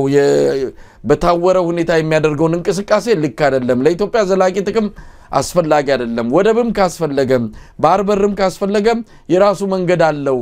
በዛ መንገድ ማድረግ ይቻላል በስምምነት በዲፕሎማሲ ይቻላል የምንልን ሰዎች ካዲ የተባለን ነው የኢትዮጵያ ህዝብ በርግጥ ፍርድ ሊሰጥ የሚችልበት መድረክ የለውም ግን እንደው ምን መረዳት አለበት ብለ ታስባለህ አብይ አህመድ ብቻውን የሚዋጋው ጦርነት ወይስ የኢትዮጵያን ህዝብ እንደው በዚህም በዛም ማወናብዶና አደናግሮ ወደዚህ ወደ ጦርነት ውስጥ ጎትቶት ያስገባል ብለ ታስባለህ? አይ እንግዲህ መሳይ ቀደም ባልኩ በቻይናዎች ጦርነትና የዲፕሎማሲ ስልትና በኋላም ቪየትናሞች በተከተሉት ፖለቲካ በደንብ አድርጌ አብራርቼ ነግሬያለሁ። የአብይን ነገር ለማሸነፍ ቀደም ህዝቡ በሚገባ እየተንቀሳቀሰ አይደለም እየተመራ አይደለም ማልከኝ እንጂ እኔ የሚገባኝ አጠቃላይ ለንቅስቃሴው ማስተዋጽኦ ያደረገ እንዳለ ሰውም ያደረኩ ያለውትና ውጤትም አምጥተንበታል ብዬ የማምነው ነገር አብይን ለማሸነፍ መጀመሪያ ምን ማድረግ አለብን ብለን ሰናርግ የመጀመሪያው ነገር ዋናው ነገር ስትራቴጂውን ማሸነፍ ነው። ሁለተኛው ነገር አላዮቹን ወዳጆቹን ማሸነፍ ነው። ሶስተኛው ነገር ጦሩን ማሸነፍ ነው። አራተኛውና ቀላሉ የጦርነት ነገር ከተማን ነፃ ማውጣት ነው። አምስተኛው አጠቃላይ ሲጃርገህ አንቀ መጨረስ ኢንሰርክልመንት ነው። በዚህ ፖሊሲያችን መሰረት አንድ ሁለት ብለህ አስረዳይ ካልከኝ ስትራቴጂው ያብይ ምን ነበር እንዴት አርገን አሸነፍ ነው ካልከኝ አማራን ወደብ ይወዳል የትግራይ ህዝብም ከኤርትራ ጋራ በጦርነቱ በነበረው ነገር ቁስል አለበት ብሎ ወደብን ምክንያት አድርጌ የአማራን ስነ ልቦና ማነሳስቼ የትግራይንም ህዝብ ቁስሉን አሻሽቼ ኤርትራ ላይ አዘምታለሁ የሚለውን አንፈልግም ወኝን ፈልግ ብሎ የኤርትራ ኃይሎችም የአማራ ኃይሎችም ዞርበል ብለውታል። ስለዚህ ይሄን የመከፋፈል ስትራቴጂውን ወገቡን መታነው ማለት ነው። የትግራይንም ህዝብ አማራን ይዤና ኤርትራን ይዤ ድጋሚ ያስፈራራው ኖራለሁ የሚለውን ነገር ከዚህ በኋላ ካንተ ጋር ጉዳይ የለኝም ብሎ የኤርትራ መንግስትም እዛው በጠበልህ አለው። አማራም ከየቆየው ያለፈው ይበቃናል ከዚህ በኋላ ከወንድም ህዝባችን ጋር ዘላለም ከምንኖር ጋራ ለፖለቲካ ብለን አንጣላም የፖለቲካ ችግሮቻችን ወደፊት በሂደት ይፈታሉ ብሎ ያንን ቅሬታውን ለነጋ አሳድሮ ይሄንን ዋና የህሉና ትግል ያጋጠመንን መርዝ መንቀል ነው ብሎ አንድ ላይ ቆመ። ስለዚህ በአጠቃላይ የአማራንም ህዝብ ህዋት ሊመጣብ ነው እንደዚህ ያለ ያስፈራራ ሊኖር የነበረው አልችላል። በአጠቃላይ የኢትዮጵያን ህዝብ በተለይም ሰሜን ያለውን እርስ በርሱ ያጋጫው ኖራለሁ የሚል ስትራቴጂ ነበረው። ያንን ስትራቴጂ በሚገባ ካንተም ጋር ከሌሎችም ጋር ባደረግነው ንግግር አፈርድሜ ያብልተናል። ስለዚህ የመከፋፈሉን ስትራቴጂ አንድ በመሆን የፖለቲካ ኃይሎች በተግባር አሳይተው አሸንፈናል። ስለዚህ ስትራቴጂውን አሸንፈናል። አላዮችንም ለምቀደም ከጎኑ ተሰልፈውት የነበረው በሶማሌ በኩል የለም በሱዳን በኩል የለም በኤርትራ በኩል የለም ውስጥ ያሉ የፖለቲካ ኃይሎች አጠቃላይ የሁሉም ኃይሎች ሁሉ የሶማሌ ብትለው የጋምቤላ ብትለው የአፋር ብትለው ኤርትራ በቅርብ ያለው የአማራ የትግራይ ኃይሎች ሁሉ ከአብይ ጋር የለንም ብለው አብይንም እንደዚሁ እጁን ዘልዝለናል። ስለዚህ ጦሩን ማሸነፍ የሚለውም ደግሞ ቀደም እንዳልኩ ያየው ነው። እንግዲህ ወሎ ላይ ምን እንደተፈጠረ አይታል ሰሞኑን አይደለም እንዴ በክፍለ ጦር ደረጃ እንደበግ ሲነዳ አይተናል። ስለዚህ እነዚህን ሁሉ ነገሮች በተግባር ያደረግን ከዚህ በኋላ ሲጨንቀው አብይ ቢቀባጥር እኛ በስትራቴጂ ነው የምንሄደው ያደረግነውንም ነገር ነገርኩ ስናረግም ደግሞ ዛሬ ብድግ በየመጥቻል ነገርኩ ኤርትራ ጋር መስራት እንዴት እንደሚያስፈልግ ጥቅሙ ምን እንደሆነ አሁን ጠላታችን እንዳልሆነ የትግራይ ኃይሎችና የአማራ ኃይሎች አብረው መስራት እንዳለባቸው ይሄንን ሰብከን ነበር። በዚህ ምክንያት አብይን ራቁቱን አስቀርተናል። እንግዲህ ድሮ ባይደን ያስጥለ ነበር የሚለው አይደለ ጌታቸው አብይን እንግዲህ አሁን ደግሞ በተራችን እንግዲህ አብይን ጌታቸው ያስጥለው እንደሆነ እናያለን ነው ምልና በአጠቃላይ ስትራቴጂውንም አሸንፈናል አጋሮቹ የነበሩትንም አሸንፈናል በስነ ልቦናም አሸንፈናል ወታደሩም እንደበግ እየተነዳ ነው። አብይ ሲጨንቀው እዚህም እዛም በካድሬዎቹ የሚለፈልፈው ነገር እኔ እንደ ጉዳይ አልቆጥረውም። ይሄ ደግሞ በስትራቴጂ በእምነት ዋጋ የሚያስከፍል ነገርና ጫጫታ እንኳን ቢኖር አምነንበት በተግባር የሰራነው ነገር ስለሆነ አብይ ይሄን ሁሉ ነገር አልፌ ብቻዬን እዛ ውስጥ ይጄ ጦርነት ገጥማለሁ ካለ የሚመጣው ነገር ደግሞ እናውቀዋለን። ዋናው ህዝብ ከጎኑ እንዳይሰለፍ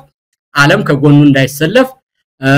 የኢትዮጵያ ፖለቲካ ኃይሎችም ከጎኑ እንዳይሰለፉ ማድረግ ነው። እሱን ደግሞ በሚገባ ሰርተናል ይሄን ደግሞ አውቀን አስበንበት አምነንበት በብዙ ርቀት የሄድንበት ስራ ነው ስለዚህ ከዛ በኋላ በብስጭት የሚያደርገው ነገር ሁሉ ነው ጉዳይ አይደለም መሳይ እንደው ኢንጂነር ሊቃል የአማራ ህዝብ ትግል እንደው የኤርትራ ድጋፍ ማግኘቱ የሉና ነው ጉዳይ ነው ብለን መደምደም እንችላለን እንግዲህ አንዳንዱ ከኤርትራ ጋር መስራት እንደዚህ ለዚህ ትግል ወሳኝ ከሆኑ ኃይሎች ጋር መስራትን እንደ ክህደት እንደ ባንዳነት ይቆጥሩታልና ሰሞኑንም ከተለያዩ ምሁራኖች ጋር ስንነጋገር ነበር ከኤርትራ ጋር አሁን ካለው ኃይል ጋር መስራት ከተቻለ የአማራ ህዝብ ይሄ ምንም አይን ማሸት መተፋፈር አያስፈልግም ከኤርትራ ጋር መስራት የሉና ጉዳይ ነው ብሎ ዶ በአራት ነጥብ ዘግቶ ያንን በደንብ አጠንክሮ ፊት ለፊት ወጥቶ መናገር ይቻላል ያበቃ እኮ መሳይ እሱ እኮ አሁን እኮ አብቅቷል እኮ ምንም ዝም ብለው የሞተ ፈረስ መደብደብ ነው የሚሉት የዚህ ሀገር ሰዎችና ምንም አስፈላጊ አይደለም አሁን የኢትዮጵያን ህዝብ ስለ ሀገር አንድነት ስለ ወደብ ስለ ሉዓላዊነት ሲባል የነበረውን ስሜት የምታውቀው ነው አይደል እና ያንን ነገር በተግባር ወጥተን የነበረውን ሪቶሪክ ሁሉ በሚቀይር ሁኔታ የነበረውን ስታብሊሽመንትና አሰምፕሽንስ ሁሉ ኮስሽን አድርገን አዲስ አስተሳሰብ ስታብሊሽድ አድርገን ስንናገር ምንም እኛን ተከትሎ ህዝባችን ከመሄድ በስተቀር የተለየ ሐሳብ የመጣበት ነገር የለም እና ደግሞ ይሄ ለአንድ ወቅት ንግግር ብቻ የሚባል አይደለም መሳይ ይሄ ማህበረሰብ በተለያየ ጊዜ ራሱን ያደራጃል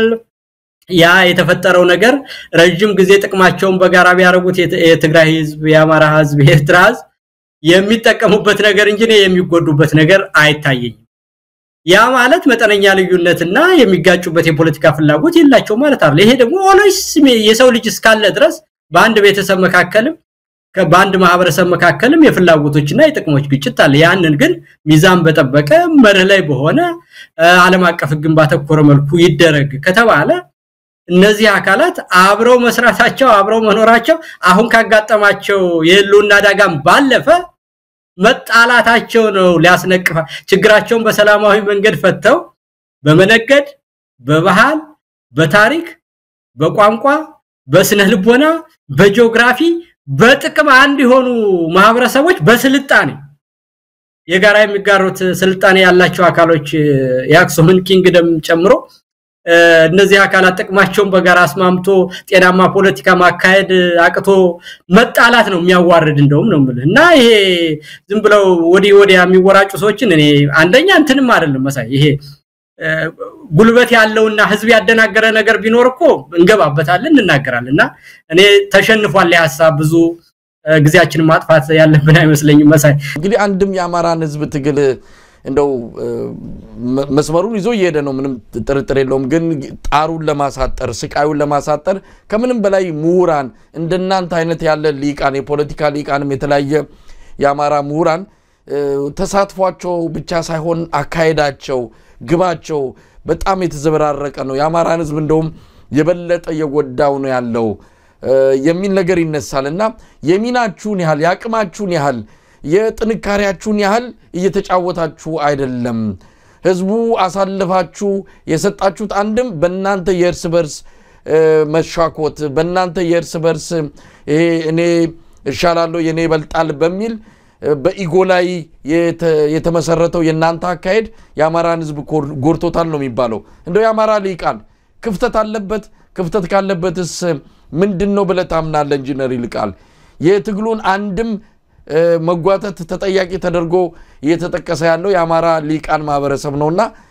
እናንተም ከዛ ውስጥ የምትካተቱ እንደሆነ አምናለሁ ምን ማለት ይቻላል እዚህ ላይ አይ አንደኛ እውነትን እንነጋገርና መሳይ አንድ ሰው ሐሳቡን የመግለጽ መብት አለው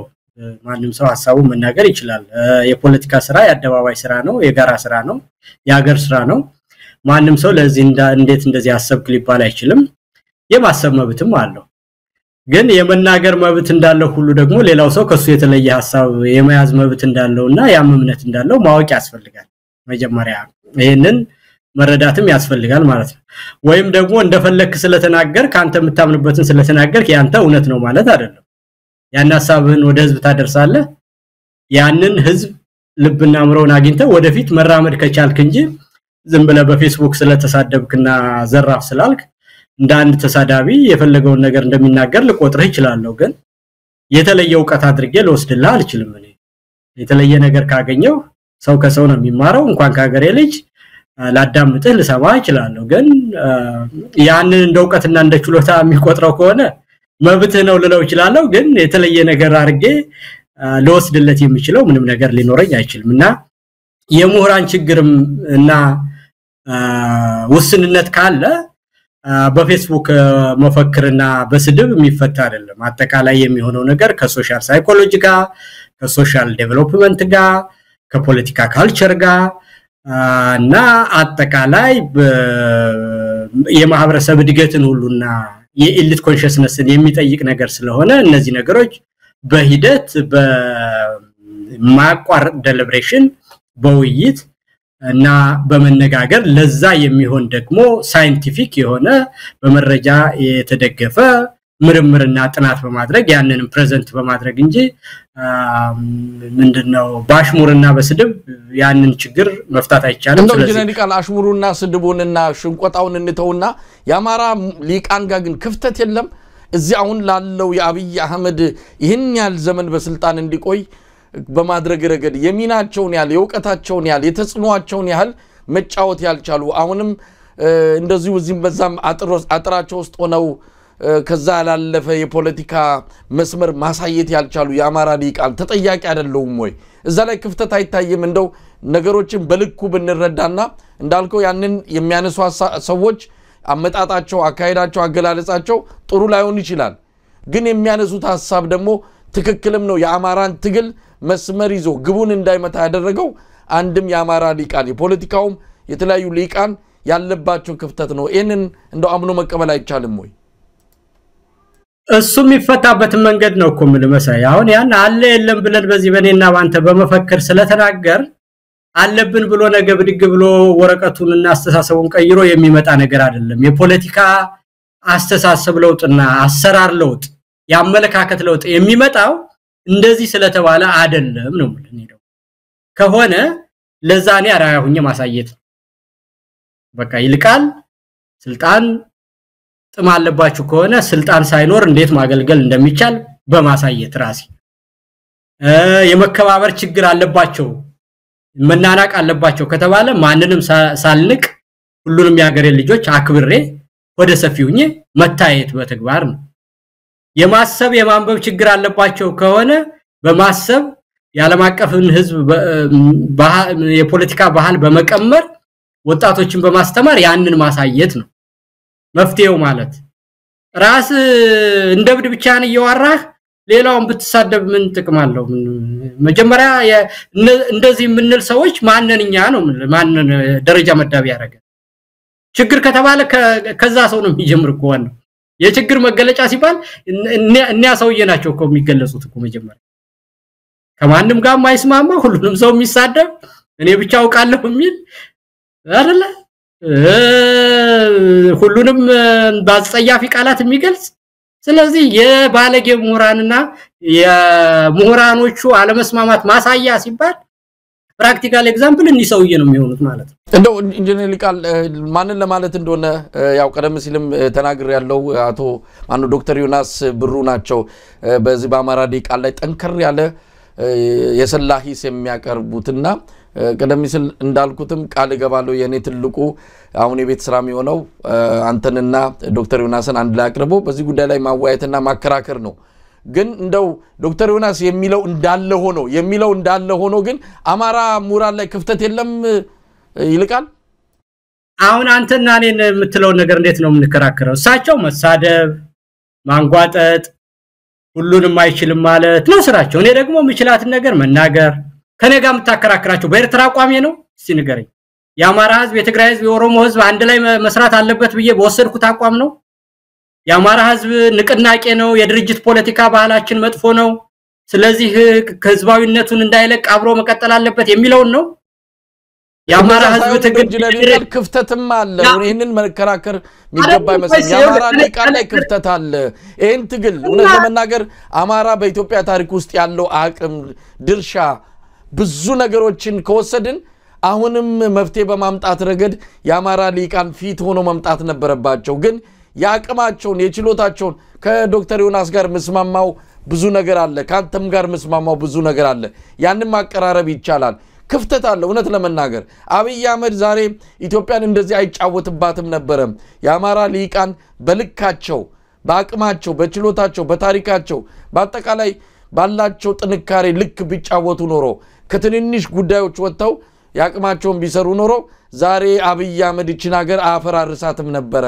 ስለዚህ ዶክተር ዮናስ የሚለው እስከ ተወሰነ ድረስ ምንስማማበት ያንን የተወሰነ እንዳልከው ያቀራረብ የቃላት አጠቃቀሙ ታርሞ ግን መሰረታዊ የሆነ ችግሩ መታረም ያለበት ይመስለኛል እሱ ላይ ተስማምተን መሄድ አንችልም ወይ ነው ምን ጥቅም አለው ሰው እንደዚህ ማለት ጎበዝ አያረግም መሳይ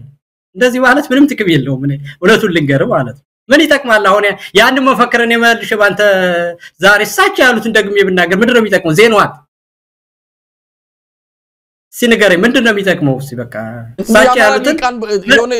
ድብታ ውስጥ ነው ያሉት በጣም ነገሮችን እንደ ቶሎ ነቅቶ የሚመጣውና አደጋ አይቶ እርምጃ ለመውሰድ ላይ በጣም ያዘገሙ ነው ያሉት በጣም ቀርፋፋ ሆኗል የሚለው ነገር በተወሰነ ደረጃ ያስኬዳል ከዛ አንፃር የዶክተር ዮናስ አመጣጥ እነዚህን ምሁራን እባካችሁ ስሩ ሸንቆጥም ማረጋ አንዳንድ ጊዜ ምንድነው ይሄ ሾኪንግ ቴራፒ የሚባል አለ እያስደነገጥክ ቶሎ እንዲወጣ ማድረግ ከዛ አንፃር በተወሰነ ደረጃ ይጠቅማል ግን እንደተባለው አፕሮቹ አቀራረቡ ተስተካክሎ ቢመጣ የዶክተር ዮናስ ምናልባት ያንንም ነገር አይተን ማቀራረብ የምንችለው ነገር ካለ ይሄ ጫፍና ጫፍ የወጣውን ወደዚህ መለስ ብናረጋው በመጨረሻ ተጠቃሚው የኢትዮጵያ ህዝብ ነው በሚለው ወስደን እንደው ያማራ ሙራን ጋር ያለውን ክፍተትንም በደንብ በልኩ ብንናገር ጥሩ ነው የሚል ነው መሸፋፈንና ማደባበስ ዋጋ ያስከፈለን ነው ኢንጂነር ሊቃል እኔ እሱን አልስማማም በቃ ባጭር አነጋገር መሳይ እኔ በስነግር እንዲህ ያለ መፈክር ማውረድና መመጻደቅ አስተዋጽኦ ማድረግም አይደለም ጥቅምም አይደለም ካደረኩኝ እኔ ጋፕ አለ በየ ካሰብኩ ያንን ራሴ ሆኜ በተግባር ማሳየት ያንን በማድረግ ረገድ እኔ አሁን ክርክርሳቸው ካሉ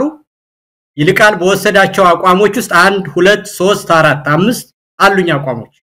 በእነዛ ላይ ልዩነት ካለን እንነጋገር እንችላለን ግን ሁላችሁም የራሳችሁ ድርሻ አላችሁ አንተ ፖለቲከኛ ነህ ዶክተር ዮናስ የአደባባይ ምሁር ነው ስለዚህ የየድርሻችሁን ነው የምትጫወቱት ሁላችሁም የየድርሻችሁን ብትጫወቱ ድምር ውጤቱ ያማራን ህዝብ የኢትዮጵያን ህዝብ ይጠቅማል ነው ስለዚህ ዶክተር ዮናስ የሚያደርገውን እንቅስቃሴ ካንተ ጋር መደበላለቅ የለበትም አንተ ሚና አለ የዶክተር ዮናስ ሚና ደግሞ የራሱ የሆነ ሚና አለው አንደበላልቀው እሱም እንዳለው እኔ አደባባይ ምሁር ነኝ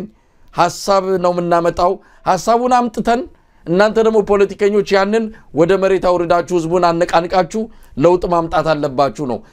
የየሚናችን የየድርሻችንን በደንብ መለየትም ከዚያ አንፃር መነሳት አለበት ወለኔ እንግዲህ እንዳልኩ ነው እኔ አሁን በአጠቃላይ የድርሻዬን እኔ በበኩሌ ለሀገር አስተዋጽኦ ማድረግ የምችለው እኔ ምን አደረኩ ማለት ነው ስለሌላው መመጻደቅ የሰዎችን ድክመት አጉልቶ መናገር በተስፈንጣሪ ቃላት ነገርን ማጣጣል ለኔ አስተዋጽኦ ነው ብዬ አላምንም የኔን ነው አንድ ሰው ደግሞ ያንን ደግሞ መምራት ማለት በምሳሌነት መሆንን አንድ ይጀምራል በጥንቃቄ ያርቆ ማሰብን ይጠይቃል አቋም መውሰድን ይጠይቃል በዛ አቋም ውስጥ ደግሞ ኮንሲስታንት ሆኖ መቀጠልን ይጠይቃል ያን በማድረግ ረገድ ሊወሰድ የሚገባው አቋም ያልተደረገ ነገር ካለ ላደርገው የምችለው ነገር ያንን እኔ በመጣርና በማድረግ ነው ብዬ ነው ማምነው ከዛ ውጪ ግን ያማራ ምሁራን መሰብሰብ አይወዱም እርስ በርሳቸው ይጣላሉ እነሱ ለውጡን አዘገዩት ቢባል ሁሉም የድርሻውን ይወሰድ የኔ ንግግር አያስፈልገውም የኔ ሰድብና ነቀፋ አያስፈልገውም በኔ እምነት ያንን ለመቀየር ግን በተግባር የሚቻለውን አስተዋጽኦን በሚችለው መንፈስ ሁሉ አደርጋለሁ ነው በተረፈ እንዳልኩ ሰውየው የፈለጉትን አይነት ዶክተር ዮናስ የራሳቸውን ሐሳብ የመግለጽ መብት አላቸው የመናገር መብት አላቸው ግን ሳቸው በተሳደቡና በተናገሩ ቁጥር ደግሞ ሌላው እየደነበረ ሳቸውን የሚያዳምጥ ላይኖር እንደሚችል የሚጠቅም ነገር ቢኖር እንማራለን ግን ከዛ በተረፈ ግን መፈክር ማውረድ ከሆነ ከዛ በሚያስቀይም ቃላት ሌላው መናገር ከፈለገ የመናገር መብት አለው ግን ያንን ምርጫ ስላደለ ነው ማለት ነው ሌላው ሰው የማይናገረው የሳቸውን አይነት የላይፍ ስታይሉ እና የህይወት ምርጫውም ስላደለ ነው ያን የማይናገረው ዝሮ ግን አንደኛ ለውጥም ሲደረግ ደግሞ የተለያየ ነገር የራሺያ አብዮት ከዛርስ እንዲወጣ ካስፈለገ ገና መጀመሪያ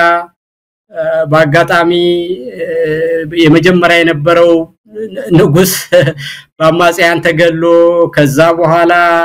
የአሌክሳንደር ኒኮላስ ዘሰርዴ የተባለው አባቱ መተው አባቱ ደግሞ በድንገት ሞተው ከዛ በኋላ እሱ ሆኖ ከዛ ቦልሸቪኮች መተው ህዝባዊ እንቅስቃሴ ተደርጎ ከ1880 ጀምሮ እስከ 1917 ድረስ ያለውን ጊዜ ፈይቶ ነው ለውጥ የመጣውና የቻይናም አብዮት ቢመጣ እኔ እንጃ ብቻ ከ1839 የኦፒየም ዋር ጀምሮ እስከ 1949 ድረስ በስንት መወዳደቅ ውስጥ ወጥቶ ከዛ በኋላ ነው የማኦ ፓርቲ አሸንፎ እንደገና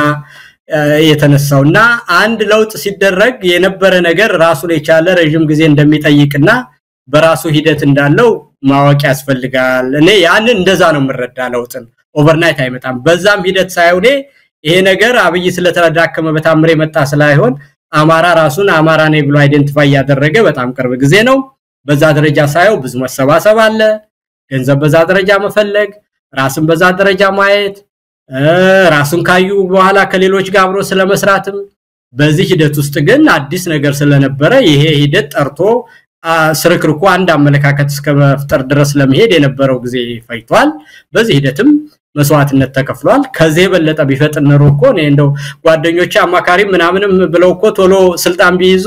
አንድ ቦታ በቀመጥና ባርፍ ሌላውን ጊዜ ደስ ይለኛልና ግን እንደዛ ስለፎከርኩና ሌላውን ስላጣጣልኩ ነገሮች ኦቨርናይት ስለማይፈቱ እኔ በዛ ደረጃ ነው ምረዳው ነው መሳይ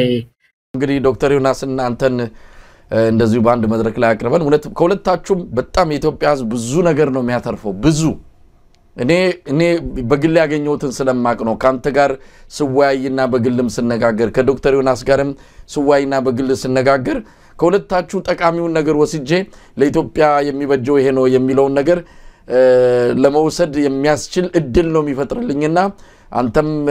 እርግጠኛ ነኝ ፍቃደኛ ትሆናለህ ዶክተር ዮናስም ፍቃደኛ ይሆናል ሁለታችሁን አቅርበን ከሁለታችሁ የኢትዮጵያ ህዝብ የሚጠቅመውን ሊወስድ የሚችልበትን አንድ መድረክ ለመፍጠር ቃል ገባለሁ አንተ እንደማታሳፍረኝ ተስፋ አደርጋለሁ በዚሁ የዛሬውን አበቃለሁ ኢንጂነር ይልቃል በጣም ነው ማመሰግነው በዚህ መድረክ ላይ ተገኝተ ሐሳብንም ሁሉ ነገር ስላካፈልከን እኔም አመሰግናለሁ በሳይ እግዚአብሔር ይስጥልኝ